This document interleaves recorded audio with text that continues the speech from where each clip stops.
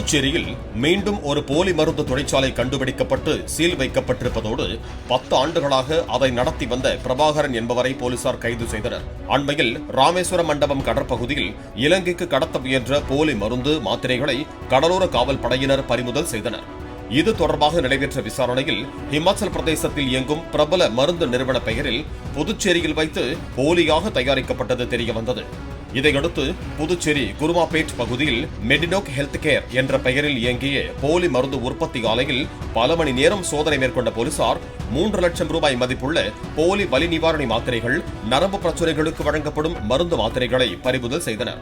பிரபல நிறுவனத்தின் பெயரில் 20க்கும் மேற்பட்ட போலி மாத்திரை மருந்துகளை தயாரித்து நாடு முழுவதும் விநியோகித்துள்ளது கைது செய்யப்பட்ட பிரபாகரனிடம் போலீசார் நடத்திய விசாரணையில் தெரிய வந்துள்ளது. ஏற்கனவே புதுச்சேரியில் போலி மருந்து தொழிற்சாலைகள் கண்டறியப்பட்டு ராஜா என்பவர் உட்பட 26 பேர் கைது செய்யப்பட்டு சிறையில் அடைக்கப்பட்டுள்ளதுடன் 200 கோடி ரூபாய் மதிப்பிலான மருந்து மாத்திரைகள் பறிமுதல் செய்யப்பட்டிருப்பது குறிப்பிடத்தக்கது.